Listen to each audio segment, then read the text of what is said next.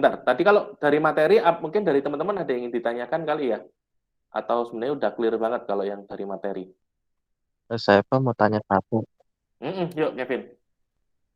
Kalau biasanya kan kalau saya baca-baca jurnal juga itu kayak pas bagian hasil dari pembahasan juga ada kayak eh, penulisnya tuh kayak nyebutin uji misalkan uji validitas dilakukan menggunakan korelasi eksperimen atau enggak kayak reliabilitas di apa penentuan reliabilitas dibantu menggunakan sistem ANOVA gitu. Nah, itu Ya, kalau yang pelaporan statistik kayak gitu itu masuknya ke yang deskriptif atau apa tadi oke. Deskriptif atau... Aduh, aku malah jadi lupa juga. Ntar tak cari Kiku. Ntar. Inferensial ya. Wah, ini juga iya lupa nih. deskriptif atau inferensial. Ah, Nah, sebenarnya gini, tergantung gini. Ciri-ciri statistik deskriptif itu biasanya cuma jelasin tentang karakteristik respondennya, gitu ya. Jadi kalau misalkan tadi laki-laki perempuan berbanding berapa persen gitu ya, terus kemudian rata-rata usia respondennya berapa. Jadi teman-teman dapat bayangan lah nanti di kuesioner itu yang harus apa aja. Nama itu boleh ada, boleh enggak gitu ya, boleh inisial karena tidak ada kewajiban untuk mengumpulkan nama sih menurutku enggak usah, enggak apa-apa gitu ya. Jadi sebenarnya kalau di luar itu atau mungkin di tempat kita masih belum terlalu berjalan gitu ya. Jadi kalau misalkan sebuah penelitian itu kalau kalian akan mengambil data responden terutama nama itu harus melalui kaji etik terlebih dahulu. Dia sudah cukup baik atau belum gitu ya. Nah, kalau ternyata ada resiko bahwa nanti akan ada dampak yang ditimbulkan setelah pengambilan data gitu ya, maka peneliti harus menjamin atau memastikan kondisi responden bisa kembali ke kondisi semula. Tapi kalau enggak, mengancam, enggak boleh dilanjutin penelitiannya gitu ya. Makanya penelitian-penelitian ala siapa uh, Zombardo yang Stanford Prison Experiment itu nggak akan pernah ada lagi karena apa ya udah kena etik gitu ya, kaji etiknya pasti kena tuh. Kalian udah pernah ini kan udah tahu kan Stanford Prison Experiment?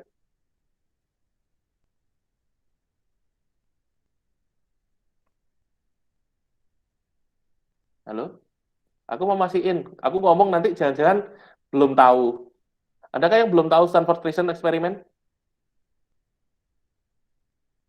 Belum Pak, belum tahu. Oh, belum Saya tahu. belum tahu, Pak. Wah, Belum sayang tahu sekali. kalau saya sendiri.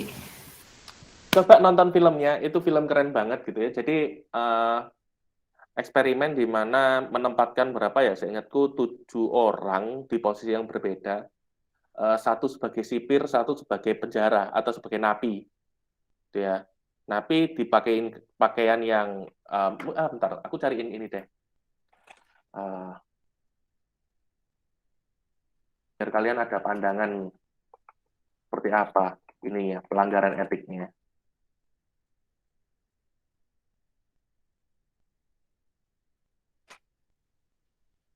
Bentar.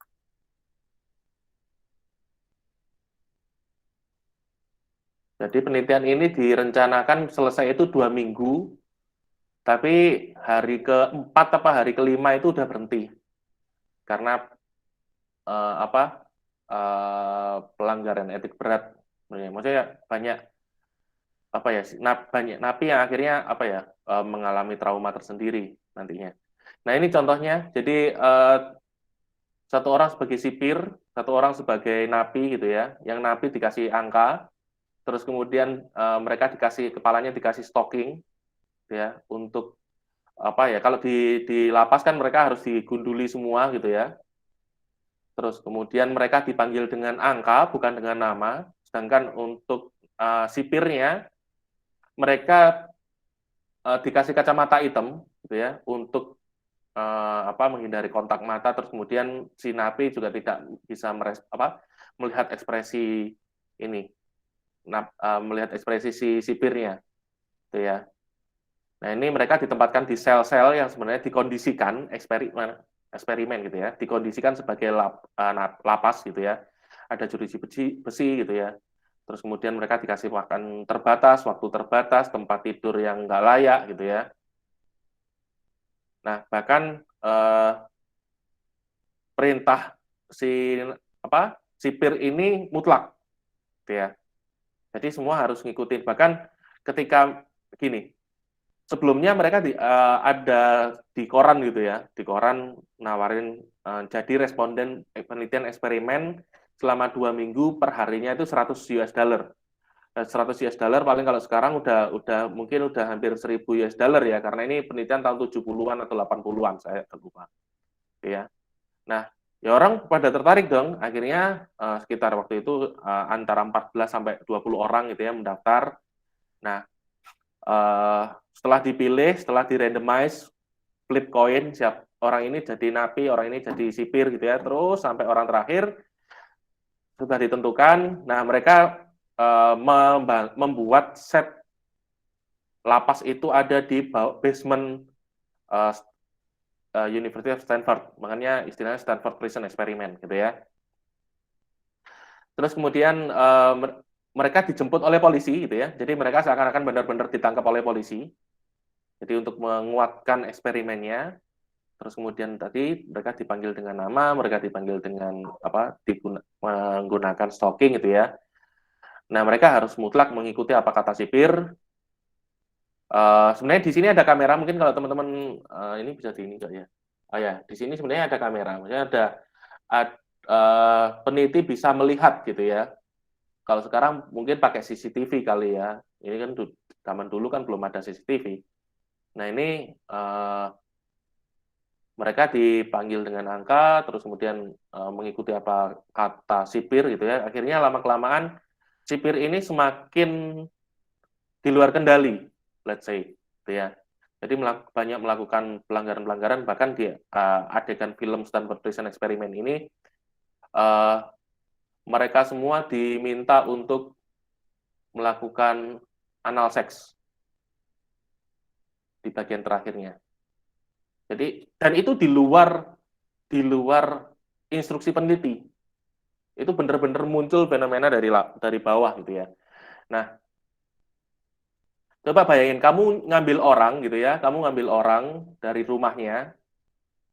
Ini kan udah melanggar etika. Traumanya ada. Mungkin kalau teman-teman nonton di YouTube lah reaksi atau wawancara dengan mantan peserta ini gitu ya. Mungkin teman-teman akan dapat pandangan seperti apa penelitian ini.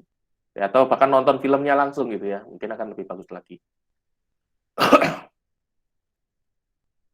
Dan ini seingatku bagus, film 2015 nih. Gitu ya. Jadi teman-teman silakan nanti kalau ada waktu senggang nonton ini. Biar kalian dapat pandangan eksperimen yang keren, bagus tuh kayak gimana. Gitu ya. Nah, ini jelas nggak mungkin akan ada lagi. Karena udah pasti kena etik. Kan ada sesi memungkinkan munculnya trauma bagi seseorang. Gitu ya. Nah, ini jelas nggak mungkin terjadi. Kalau misalkan tadi balik lagi akhirnya ke pertanyaannya Kevin, kalau misalkan yang dicari adalah data usia, usia, jenis kelamin, proporsi, klasifikasi, gitu ya, menggolongkan seseorang hanya tinggi, rendah, sedang, gitu ya, atau menempatkan seseorang ini, kelompok ini didominasi oleh kecenderungan narsisistik pada tingkat tinggi misalkan. Nah, itu kan masuknya ke deskriptif, gitu ya. Sekalipun kamu ada pengukuran, tapi ketika inferensial, kamu membandingkan antara satu variabel dengan variabel lain, gitu ya, itu masuknya ke inferensial. Makanya teman-teman di sini kalau misalkan coba kalian evaluasi terlebih dahulu, gitu ya. Apakah variabel yang kalian susun itu memungkinkan untuk adanya perbandingan atau tidak? Kalau misalkan tidak memungkinkan adanya perbandingan, maka statistik kalian atau uji gini, yang pertama antara kemungkinan paling besar adalah variabel kalian tidak dua variabel. Itu karena kemarin saya menemukan saya nggak tahu di kelas mana gitu, dan saya nggak tanya juga.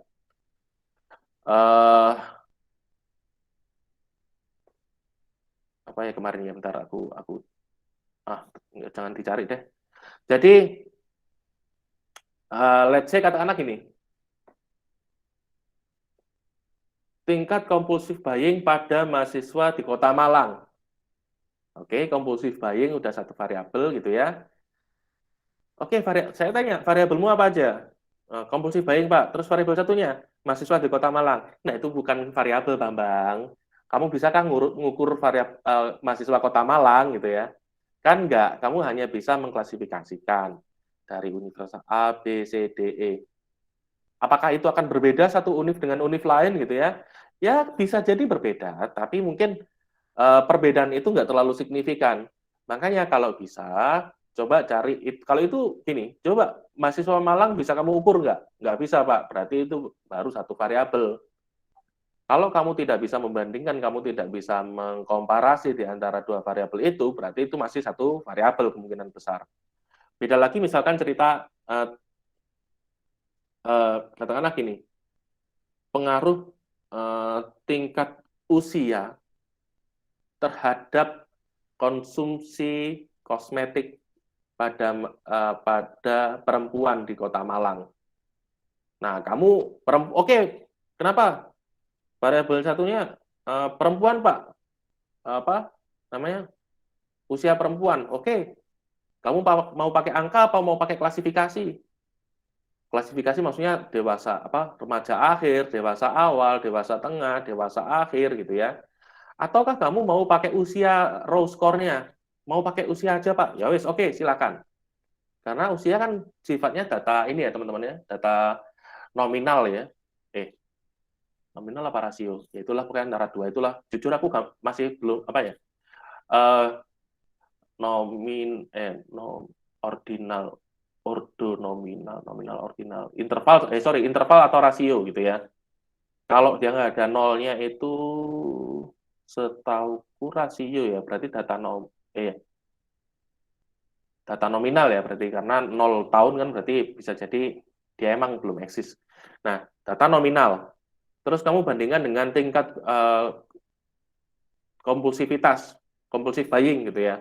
Ya udah, berarti jadi dua variabel, tapi memang ada permasalahan data itu akan jadi terlalu uh, singkat juga. Berarti kalau dibandingkan semakin tinggi usia semakin apa namanya? Semakin tinggi usia maka semakin kompulsif seseorang. Terus apalagi? Udah selesai. Biasanya analisis terhadap usia ini jadi analisis sampingan, ya, bukan analisis utama dalam sebuah penelitian. Disampaikan, tapi memang cenderung itu akan jadi sebuah data yang memperkaya hasil penelitianmu, itu ya. Itu yang aku maksud, Kevin. Jadi memang mau dikata apa deskriptif sama inferensial bedanya ketika dua variabel tadi bisa nggak dibandingkan kalau hanya menggambarkan secara umum kondisi responden itu deskriptif, kalau inferensial ini ada perbandingan di antara dua variabel yang ada. Oke, clear ya harusnya? Oke Pak, paham. Oke, Makasih Pak. penjelasanku kemana-mana masalahnya. Rugi kalau nggak paham. Gak apa-apa kok, tetap ilmu kok. Oke, silakan. Yang lain ada pertanyaan terlebih dahulu, silakan. Oke, kalau nggak ada mungkin aku mau ini dari teman-teman Unmer ya, karena gini, yang lain semuanya silakan teman-teman kalau misalkan mau konsultasi di luar jam, at least ya 4 sampai 6 orang gitu ya, satu kelompok satu waktu kalau bisa kalian janjian, silakan konsultasi sama saya, hubungi saya by email gitu ya. Karena saya biasanya kalau email pasti nggak kelewatan. Ya agak lama dikit sih, tapi pasti nggak kelewatan. Uh, Kalau mau janjian by WA boleh. Itu silakan 4 sampai 6 orang saya sampai jam 8 malam pokoknya maksimal. Jadi teman-teman di luar jam itu jam ya let's say jam 7 pagi sampai jam 8 malam selama saya nggak ada kelas, selama eh, bisa gitu ya, nggak ada kegiatan lain, saya akan melayani dan di luar weekend ya, karena weekend saya ya kalian juga sih pasti mau me time juga kan. Tuh. Oke, kalau teman-teman dari Unmar gimana? Aku pengen tahu perkembangannya. Dari siapa dulu nih? Hmm, bawah dulu deh, Esterlita ada nggak? Esterlita nggak ada ya? Oke, nggak ada. Enggar Dianto ada? Enggar Dianto nggak ada juga. Oke. Ramdhani Maulana adakah? Nggak ada juga. Oke. Berarti kan aku enak nanti absennya udah langsung ini. Kadek Krisnanda adakah? Hadir, Pak. Yuk. Gimana? Kamu udah mulai nyusun belum? Atau sampai mana stepmu? Kemarin yang di Unmer baru sampai bab 2. Oke, berarti sudah jalan ya? Iya. Oke. Kalau aku sih kalau gitu ya udah fine karena aku takutnya kan apa ya? Dikira nggak merawat dia. Oke, Aman, Pak. kalau kamu mau ngambil apa tuh jadinya? Saya tentang kesetaraan gender, Pak. Oke, apa yang kamu mau angkat dari kesetaraan gender? Gimana pengaruh diskriminasi kesetaraan gender ke perkembangan anak usia remaja. Oke, berarti pakai ini ya? Pakai identitas nggak sih nanti teorinya? Kan gender berkembang secara identitas juga kan sebenarnya. Bentar, kamu mainnya gimana? Kalau di Unmer gimana sih ininya metodenya? Karena kalau dari kita kan kemarin teman-teman juga tahu juga kan kita mau milih dari fenomena di lapangan atau mau dari teori. Kalau teori berarti harus ada papernya aja. Sebenarnya yang pakai fenomena pun sama harus ada papernya, paper penunjangnya. Kalau kamu nanti ngangkatin dari sudut perkembangannya apa dari sudut identitas sosialnya, karena menurutku kan identitas sosial juga membentuk terkait juga dengan peran seseorang dalam masyarakat yang akhirnya dituntut juga ketika usia perkembangan segini kamu harus punya peran seperti ini dalam komunitas. Mungkin kalau saya lebih ke identitasnya, Pak, soalnya kan kalau diskriminasi itu biasanya karena banyak stigma masyarakat yang bilang cewek cowok tuh harus kayak gini dan sebagainya gitu. Oke. Coba aku bantu mungkin ya kalau kamu pakai penelitian tahun berapa, by the way? Yang jadi acuan kemarin tahun 2020 kalau nggak salah, Pak. Good. Oke, sip. Kalau dan itu emang kamu jatuhnya pengembangan dari penelitian itu atau kamu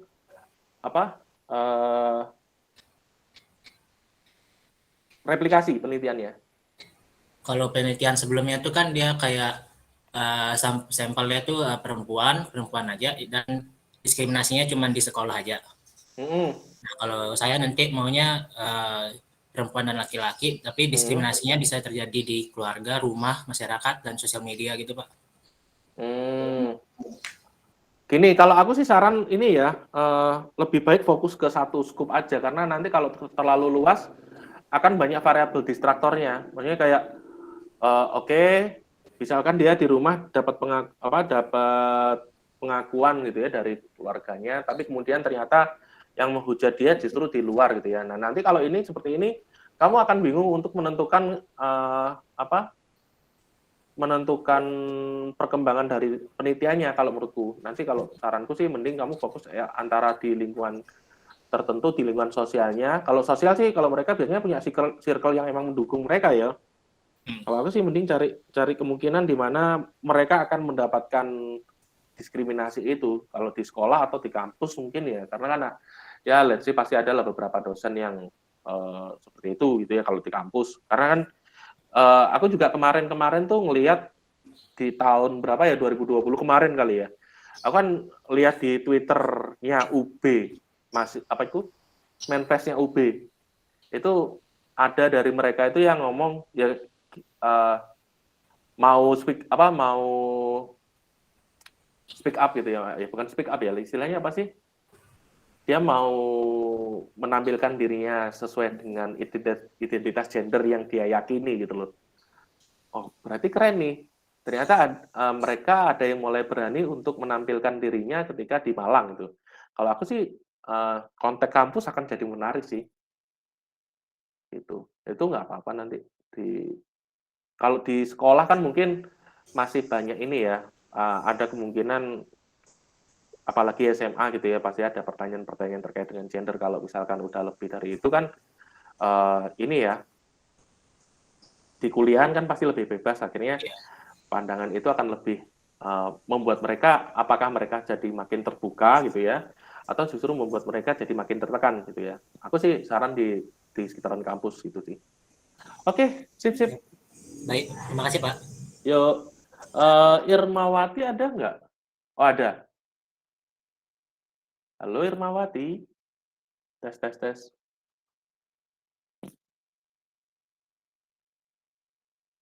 Halo. Apakah kamu nggak bisa ini on mic kah?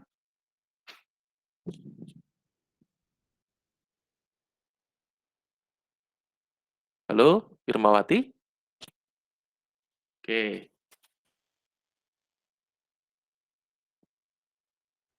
Bentar.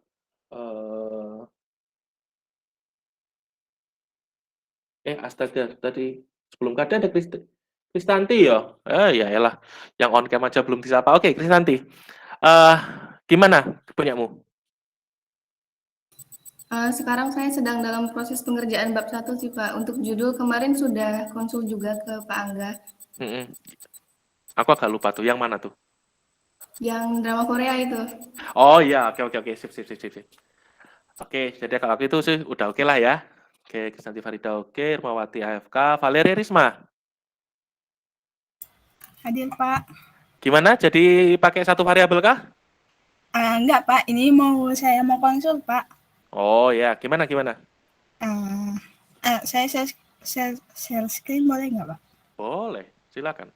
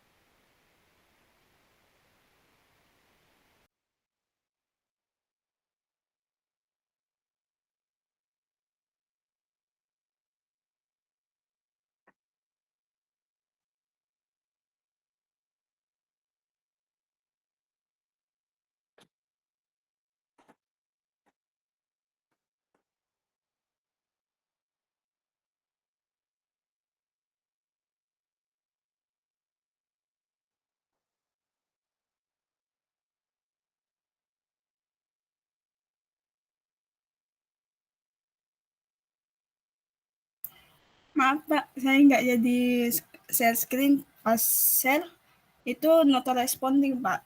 Iya, kirim aja ke ini. Bisa nggak ngirim dokumen lewat chat ya? Bisa Pak, lewat WA. Ya, lewat WA deh, boleh.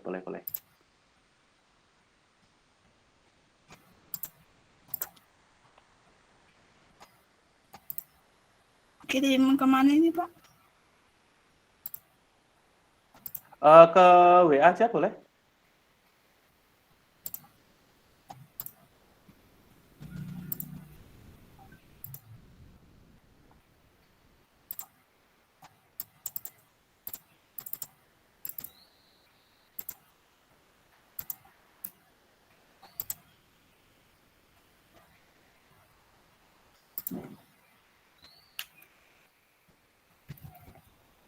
Oke, sip. Udah aku simpan. Bentar. Klik dulu.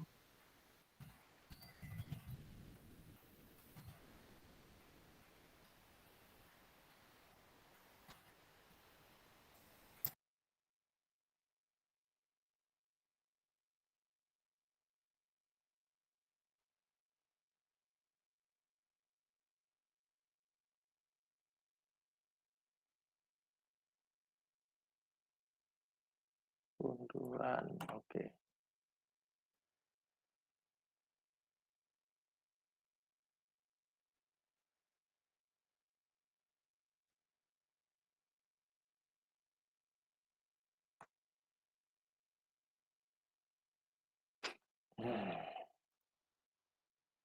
Oke, ntar share screen and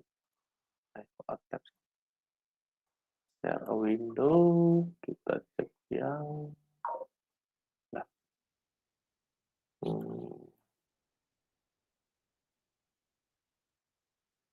Bentar.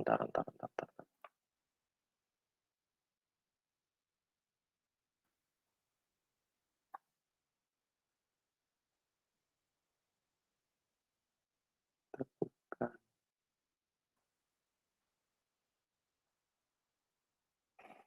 Oke. Kecemasan. Rasa kehilangan. Oke. Udah paham Seven Phase of Grief kan? Prisma? Iya, lumayan lah Pak. Oke. Seven Phase of Grief. Nah, oke, kecemasan. Hubungan rasa kehilangan atau rasa berduka dan kecemasan kehilangan terhadap orang terdekat. Oke, gini, ini ada beberapa risiko gitu ya terkait dengan judul ini. Yang pertama, kamu harus meneliti orang yang orang yang habis kehilangan gitu ya, atau orang terdekatnya meninggal. Pertanyaannya adalah apakah itu etis nantinya? Karena kan gini, otomatis semakin dekat dengan fenomena, gitu ya, akan semakin kuat perasaan yang muncul gitu ya. Itu yang pertama. Yang kedua, kalau menurutku ini bukan lagi ke kecemasan ya. Kecemasan kan opsi kalau dia cemas ini kan dia sedang menghadapi fight or flight gitu ya. Dia mau lawan itu atau dia kabur dari kondisi itu. Nah, masalahnya pada ini mereka bukan lagi ke arah kecemasan gitu ya yang mengancam nyawa mereka gitu ya terutama, tapi mereka merasa ini kondisi yang traumatis gitu ya. Ya ini kan orang kehilangan orang terdekat ini kan lebih ke arah stres dibanding ke anxiety gitu ya. Jadi menurutku ini lebih ke arah bagaimana stres yang muncul akibat kehilangan, kan intinya itu nggak sih yang kamu mau angkat? Iya benar-benar Pak. Ya oke. Nah berarti kalau seperti itu tantangannya dua tadi, stres sama apakah ada alat ukur terkait dengan Seven Phase of Grief itu juga kamu perlu cari tahu gitu ya. Tapi ini bisa kamu hubungkan dengan COVID, ini akan sangat relevan gitu ya. Iya benar Pak. Bagaimana banyak pasangan yang akhirnya berpisah gitu ya, atau ya menjadi duda atau menjadi janda karena pasangannya meninggal karena COVID gitu ya. Itu sih oke. Kalau kamu ngangkatnya fenomena dari fenomena itu oke, tapi mungkin kayak terminologi teorinya yang agak perlu diperhatikan ya. Coba kita cari mungkin variabel apa sih yang relate sama ini, yang relate sama Seven Phase of Grief, gitu ya. Scholar, grief and loss. Depres malahan. Oke, coba kita grief aja dulu deh. Oke. Grief terapi disease. Enggak lah, grief itu bukan disease. Ini penelitian tua-tua semua sih. Oke, coba kita cari dari tahun 2010. Oke.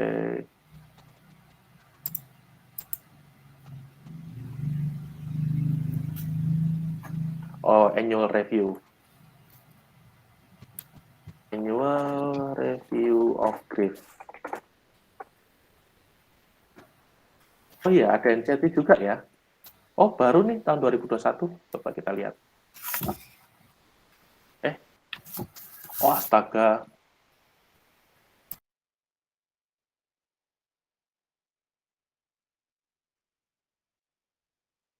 Oh, ini sorry. Ini apa? Tentang iklim, tentang apa? Lingkungan, psikologi lingkungan.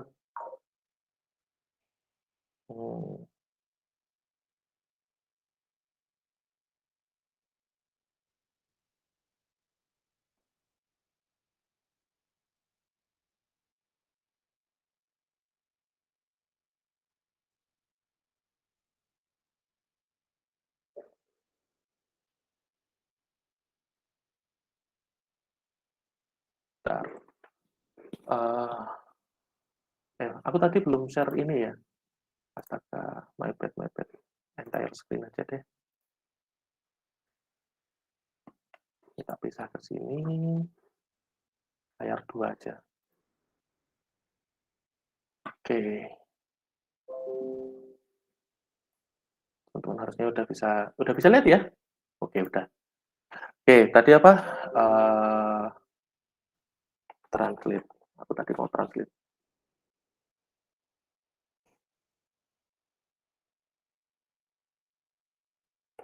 Ya, teman. Oke.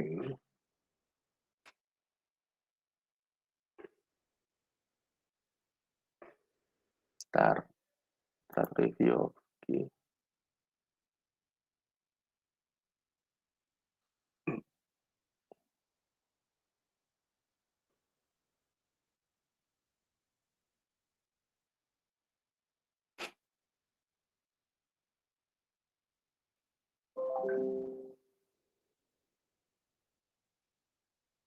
Oh, nah ini selain pasangan gitu ya, kamu mungkin bisa ini juga nih tentang apa?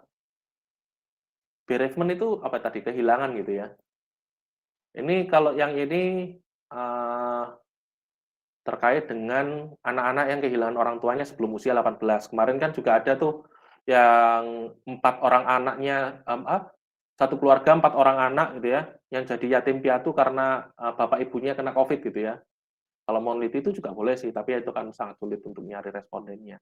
Tapi apa ya? Dengan proposal ya, kembali lagi proposal, berarti kan bisa jadi ide yang cukup menarik kalau kalian mau angkat dan kamu ngambil di bidang perkembangan atau sosial gitu ya. Oke, apalagi nih? Oh, buku semua ya?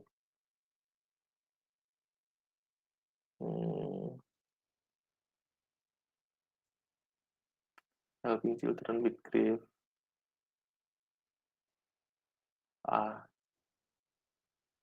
Wiley Online Library. Cukup bagus saya.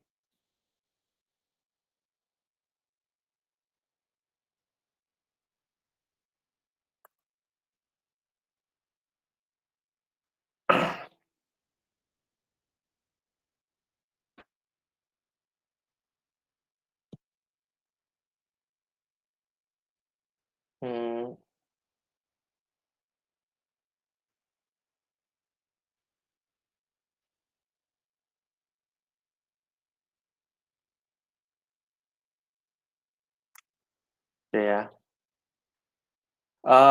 Rasa duka itu bukan keberdukaan lah itu ya. Grief.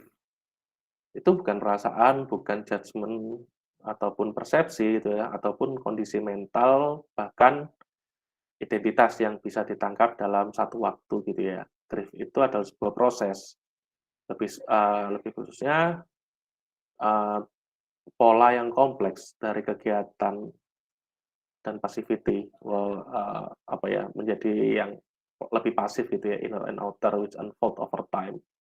And the unfolding pattern over time is explanatory prior to what in the case of any particular time. Jadi memang orang bisa jadi perasaan kehilangan itu, keberdukaan itu juga muncul di beberapa waktu dengan cara yang berbeda-beda. Ya, oke. Grief ini feeling. Oke, berarti juga bukan mental state. Nah, berarti penelitian terkait ini gimana nih?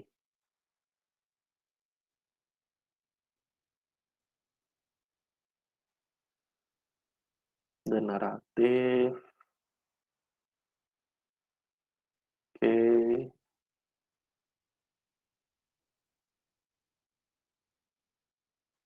Event.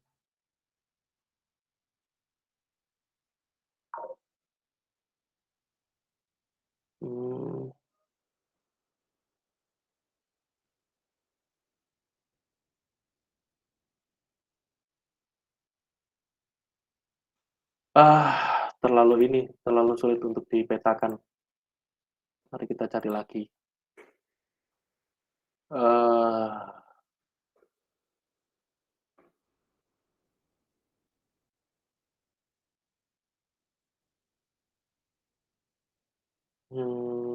Prevalence.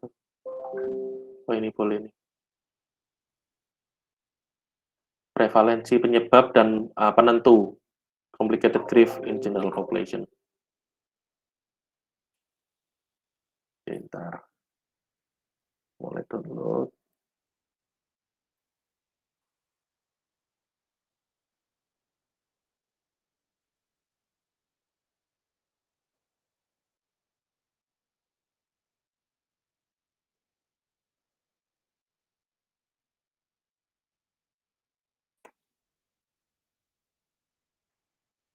Gitu ya. Respondennya usia 40 sampai 79 tahun gitu ya. Were randomly sampled from census tract. Jadi memang ini random sampling ya. Nah, data from 969 responses. Oke. Threshold, oke.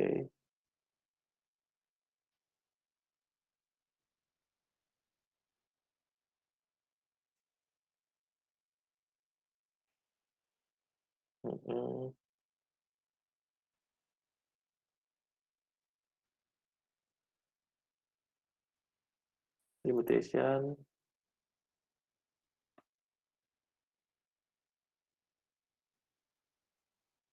Oke. Oke, nah ini masih belum ketemu juga ya. Ini dapat gambaran sih kayak gimana terkait dengan ini ya. Bentar.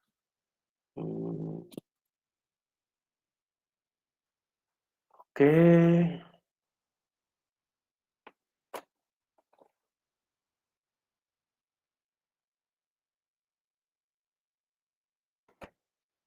And nation kah? NCT, NCT ada ya? Bentar.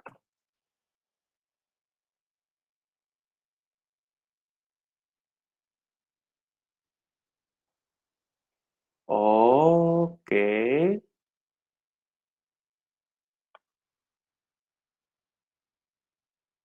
Oh, ternyata bisa ya. Oke. Idenya ini apa?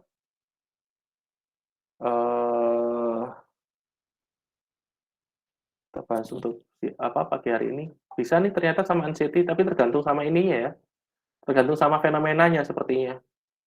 Ini kan kondisinya complicated grief. Ini kan after prenatal loss, jadi ketakutan NCT-nya ada karena ketakutan akan kehilangan lagi. Oh iya, make sense sih.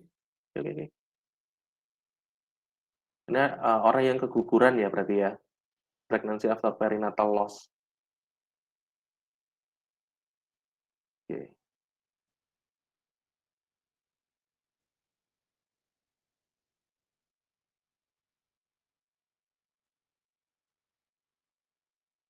Any symptom of prolonged grief, depression, and adult separation anxiety.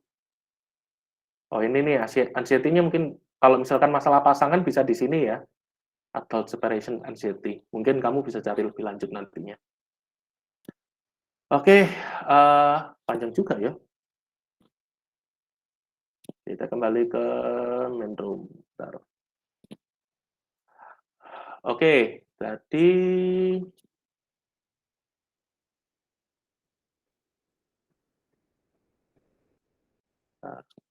gimana Risma? Ada gambaran ya berarti ya?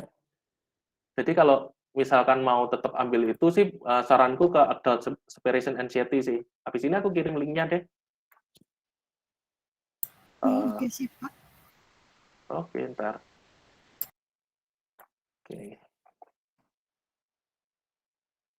Nah, jadi gitu ya, nanti untuk panduan atau acuan gitu ya, sebaiknya cari jurnal yang benar-benar kuat untuk melegitimasi arahmu gitu ya. Karena tadi kan kalau misalkan aku counter ya bisa juga karena variabel-variabel lainnya juga berkaitan ternyata, nggak hanya anxiety, tapi ternyata ada juga yang bahas terkait dengan anxiety gitu ya. Oke, make sense sih nanti. Oke, kalau aku Risma nanti bisa dilanjutin, tapi mungkin tadi ya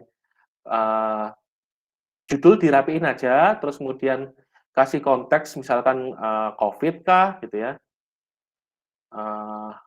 atau seperti apa gitu ya. Iya Pak, rencananya ke COVID kan, karena apalagi fenomena sekarang kan dari 2019 sampai sekarang kan banyak kematian gitu, banyak kayak kehilangan. Jadi ambilnya konsepnya di COVID Pak. Oke, sip. Oke, kalau gitu berarti clear ya untuk Risma, jadi semoga lancar. Nah, mungkin teman-teman gini, aku akan present satu hal lagi, yaitu terkait dengan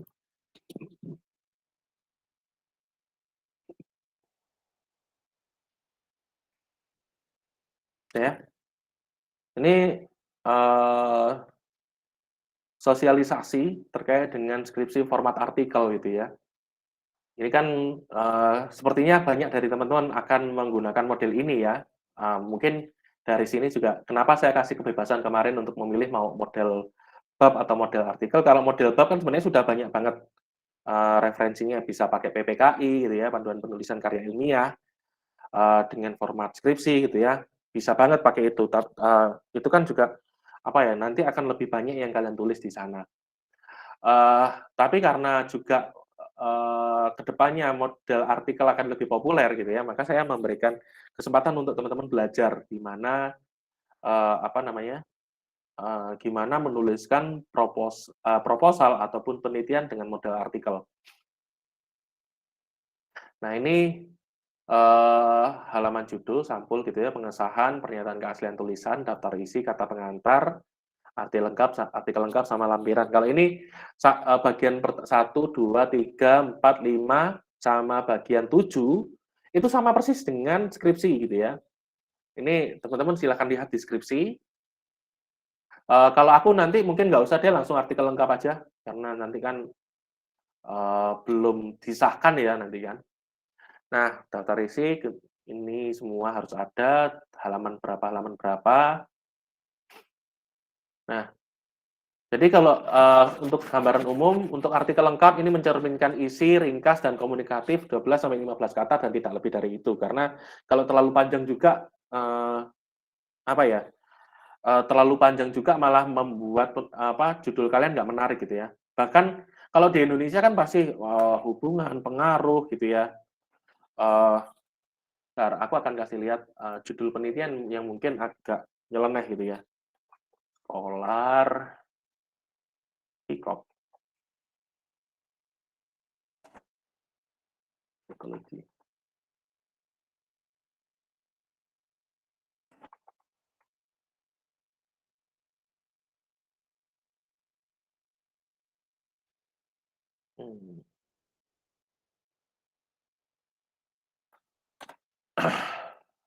Ntar. Kayak tadi juga ada beberapa judul. Kalau di Indonesia masih kayak hubungan, pengaruh, perbandingan gitu ya. Masih judulnya di kisaran itu. Oh, salah. Bentar, aku coba cari di stok ini, Bu.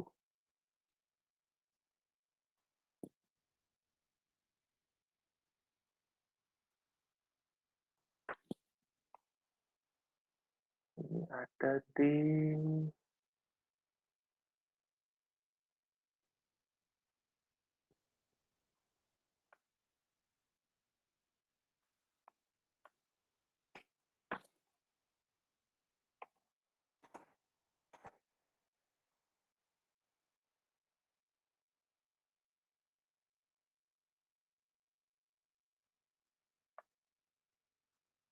Bentar, aku cari judul-judul yang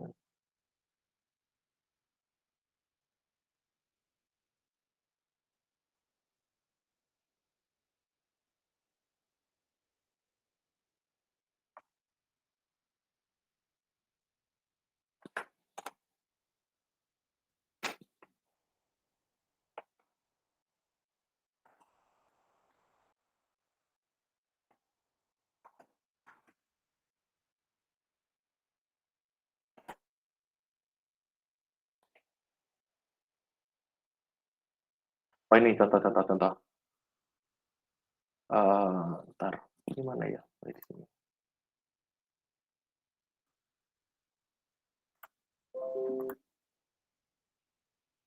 Aku present dulu. Nah, aku akan kasih gambaran ke sini.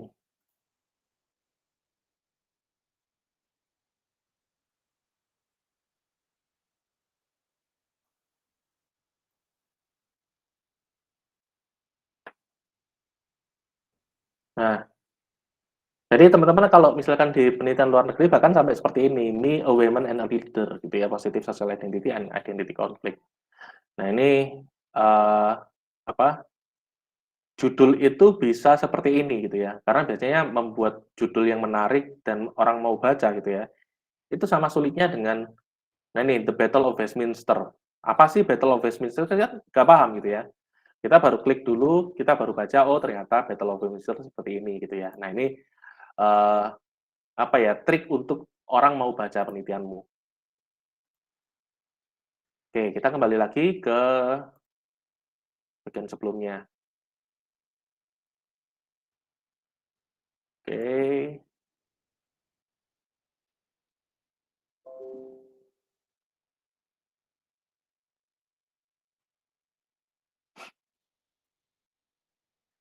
Ini full screen ya di teman-teman atau gimana nih? Aku nggak bisa. Full screen ya? Iya, Pak. Oke, sip. Judul, isi ringkas, komunikatif, 12-15 kata gitu ya.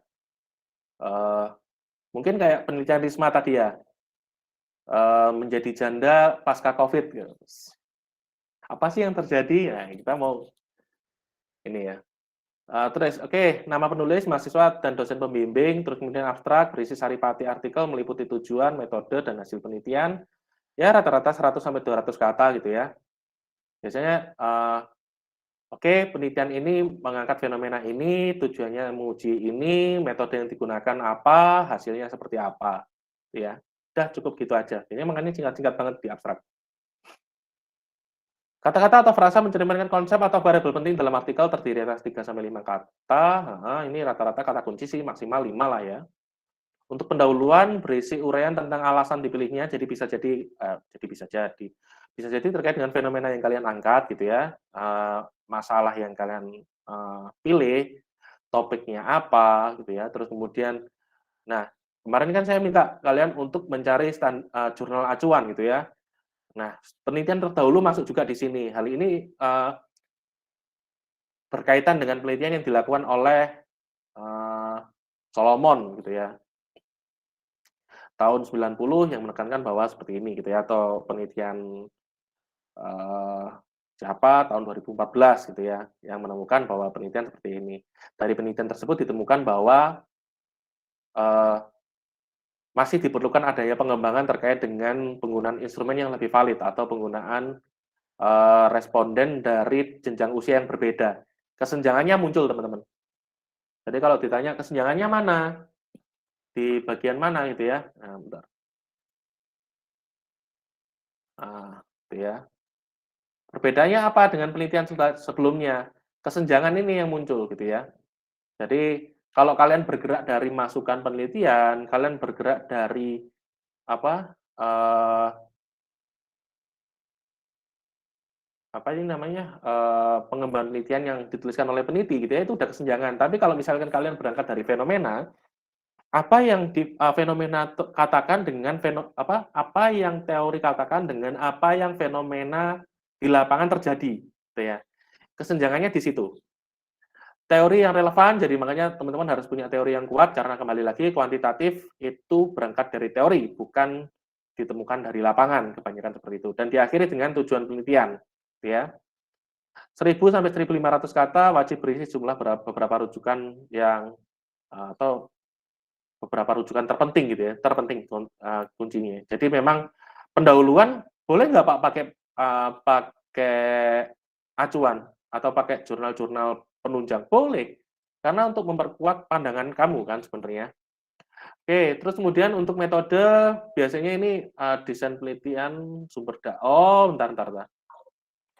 Sebelum masuk ke sini, mungkin biasanya di bagian pendahuluan terkait sampai rujukan terpenting selesai, terus kemudian biasanya ada penjelasan terkait teori-teori yang digunakan gitu ya. Teori-teori yang dipakai itu biasanya dijelasin juga, biasalah start dari Y, X, kemudian diakhiri dengan hubungan antara Y sama X itu seperti apa dalam penelitianmu, dalam asumsimu yang kamu pikirkan seperti apa gitu ya. Untuk metode berisi uraian tentang desain penelitian, sumber data, untuk desain oke. Instrumen pengumpulan data, termasuk validasinya, pengumpulan tekniknya seperti apa, wujud data, dan teknik analisis data, sekitar 600 kata. Jadi kalau ini memang, misalkan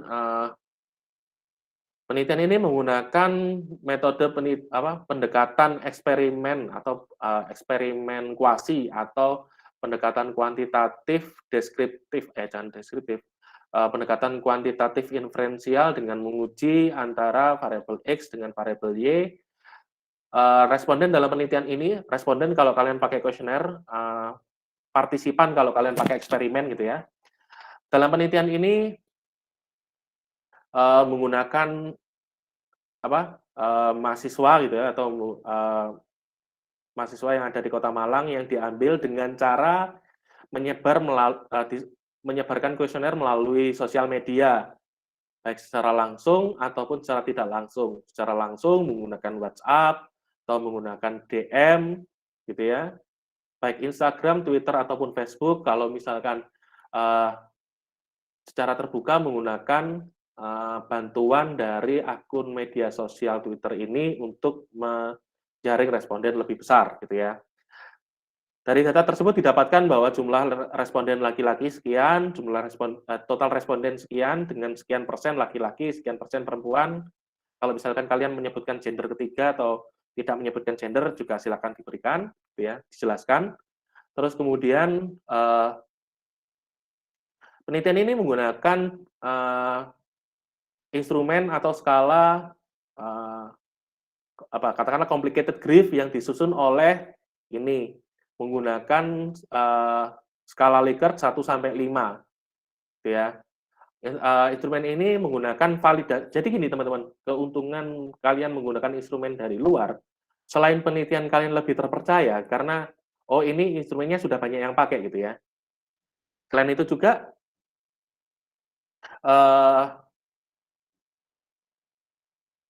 biasanya kalian kalau misalkan konteks budayanya sama, misalkan ya katakanlah orang Inggris, Prancis, Jerman lah katakanlah, atau orang Indonesia, Malaysia, kalian bisa pakai validasi dari penelitian yang serumpun, gitu. Jadi kalau misalkan Malaysia sudah pernah ada yang teliti, ya udah silakan penelitian ini menggunakan validasi yang digunakan oleh peneliti ini di Malaysia, sudah melalui proses penerjemahan yang baik. Kalau misalkan ada yang versi Indonesia bagus banget gitu ya, tapi ya tidak terlepas juga kalau misalkan harus pakai ini, gitu ya. Bentar. Ini di kalian yang tampil metode kan ya? Iya Pak, metode. Oh ya wes. Iya Oke. Pak. Skala Likert misalkan gitu ya, 1 sampai 5 menggunakan validasi yang disusun oleh ini gitu ya. Jadi kalian boleh menggunakan validitas yang disusun oleh peneliti lain. Atau misalkan yang sudah ada di Indonesia, diterjemahkan bahasa Inggris, kalian pakai validasinya, silakan. Ya, jadi kalian nggak perlu ngukur sebenarnya, bisa jadi seperti itu. Oke, teknik pengumpulan data tadi via sosial media, disebar tanggal sekian sampai tanggal sekian gitu ya, wujud datanya seperti apa, dan teknik analisis data. Data ini dianalisis menggunakan analisis correlation product moment, atau misalkan analisis regresi gitu ya, atau misalkan analisis Hayes kalau misalkan kalian harus pakai mediasi atau moderasi gitu ya. Sudah, nah di sini juga biasanya bisa muncul apa ya, nah setelah itu, nah ini mungkin teman-teman well to know aja, hasil dan pembahasan berawal dari deskripsi hasil penelitian gitu ya. Jadi ingat deskripsi ya. Deskripsi bagian hasil penelitian hasil penelitian terhadap data penelitian sesuai dengan variabel atau fokus penelitian untuk menjawab rumusan masalah. Selanjutnya bagian pembahasan berisi diskusi gitu ya, membandingkan hasil, nah ini membandingkan hasil penelitian yang dilakukan dengan hasil penelitian sebelumnya atau teori yang digunakan. Sekitar 4.000 kata, jadi gini, kembali lagi, kalau misalkan temuan kalian tidak sesuai dengan teori, gak masalah, malah sangat bagus. Jadi ada perbedaan terkait dengan fenomena yang ada. Memang kemungkinan perbedaan itu bisa jadi karena memang berbeda, atau karena salah perlakuan, salah treatment dalam proses penelitiannya, atau memang instrumennya kurang akurat, karena perbedaan bahasa, misalkan di Malaysia berbeda dengan di Indonesia. Secara budaya, kultur, pasti ada sedikit nilai-nilai yang berbeda. Nah, seperti itu bisa jadi penyebab atau alasan kenapa hasil bisa jadi berbeda. Gitu ya. Simpulan dan saran, nah ini biasanya berisi pernyataan-pernyataan ilmiah yang saling berhubungan, dirumuskan berdasarkan pembahasan, bukan rangkuman nih, bukan rangkuman hasil penelitian. Jadi misalkan dari penelitian ini didapati bahwa secara umum berarti memang terdapat perbedaan yang signifikan antara ini dengan variabel X dengan variabel Y. Hal ini diperkuat dengan temuan seperti ini. Hal ini berimplikasi pada apa gitu ya. Jadi berdampak pada apa nih. Terus kemudian untuk saran-saran berisi butir rekomendasi, evaluasi, terus kemudian penelitian selanjutnya seperti apa itu harus ada gitu ya. Jadi penelitian yang bagus adalah selalu ada saran kekurangan dari penelitian saat ini dimasukkan untuk saran yang lebih baik untuk selanjutnya gitu ya. Daftar rujukan, nah ini udahlah aku wajib mutakhir 10 tahun terakhir. Nah ini nggak harus ini ya teman-teman, kalau nggak harus 10 tahun terakhir. Kalau misalkan teori ini teori-teori jebot seperti psikologi perkembangan, itu teori-teori jebot semua. Kemarin saya juga tanya Bu Santi, Bu, sebenarnya perkembangan itu ada teori-teori baru nggak sih gitu ya? Enggak. Perkembangan itu kebanyakan teori-teori jebot, teori-teori lama. Jadi memang jangan heran kalau misalkan panduan yang digunakan itu selalu tahun-tahun tua gitu ya, nggak apa-apa. 50% rujukan berupa artikel dari jurnal ilmiah nasional terakreditasi, internasional verifikasi. Daftar rujukan sekurang-kurangnya berisi 30 sumber perujukan dan penulisan daftar rujukan menggunakan reference manager gitu ya.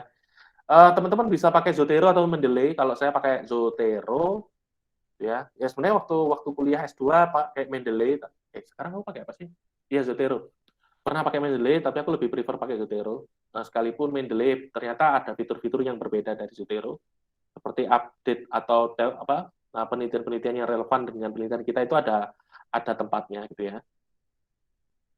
Di sini ada yang belum bisa atau belum paham pakai Zotero, Mendeley, silakan. Aku sih, bentar. Saya nggak paham tentang Zotero, tapi sudah download 2 tahun yang lalu. Iya. Oke, sebentar. Aku tak nyari ini dulu. Aku agak lupa. Aku kayak udah pernah bikin panduan deh, bentar. YouTube. Di channelku telusuri Zotero.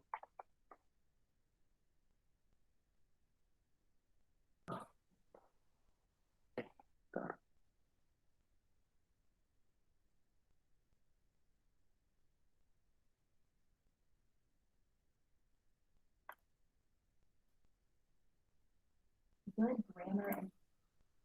Hmm. Oh, aku belum bikin ternyata. Eh, gini.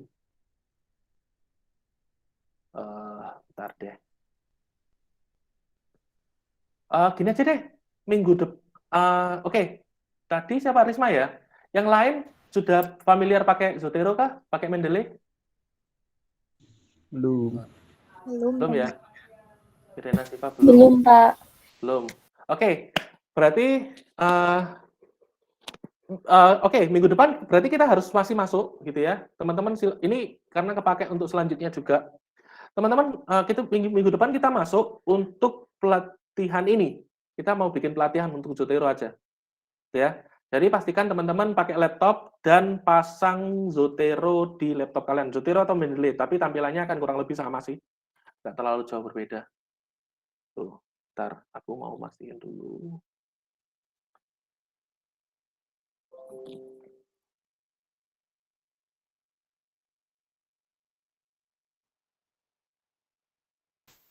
Hari ini pertemuan ke-13.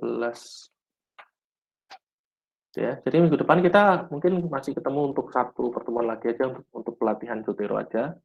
Kalau nggak gitu nanti aku bikin tutorial aja deh, biar semua nanti satu kali bikin dan teman-teman bisa putar berulang kali kan kalau bagian-bagian mana yang kurang jelas.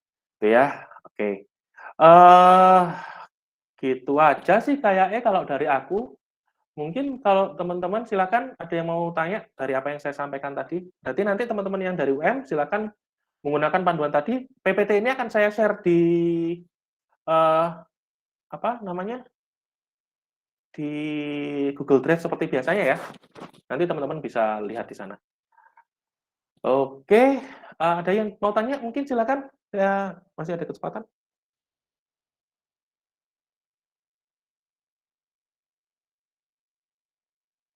Oke, kalau misalkan udah nggak ada yang mau tanya, mungkin teman. Bentar.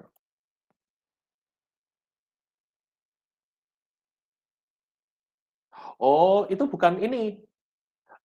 Bukan itu. Gini.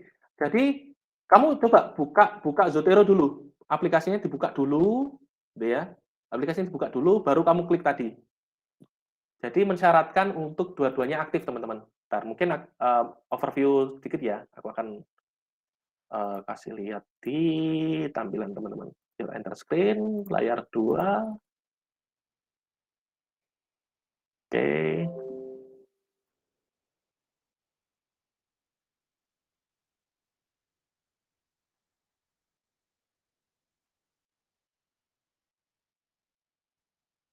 Oke, aku akan buka Zotero juga.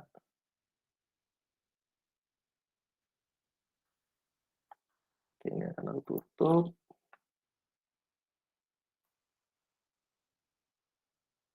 Juga sama. Ya, jadi Zotero-nya dibuka dulu, baru kamu bisa ngeklik ini.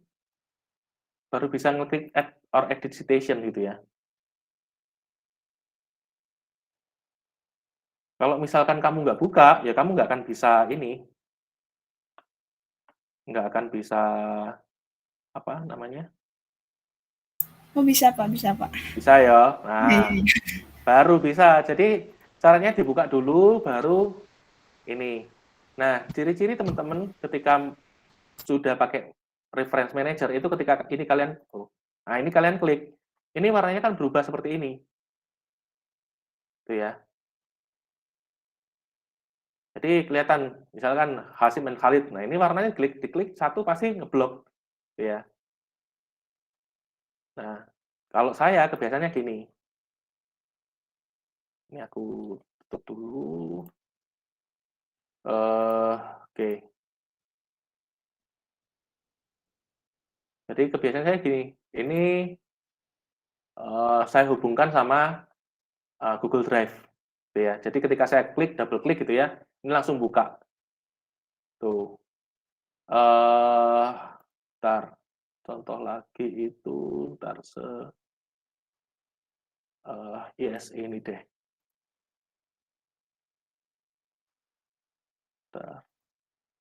Nah ini, bahkan di beberapa poin itu kalian baca gitu ya, kalian bisa tambahkan catatan seperti ini. Ini mungkin kecil banget di kalian gitu ya. Mungkin kalau pakai layar HP bisa di zoom in gitu ya.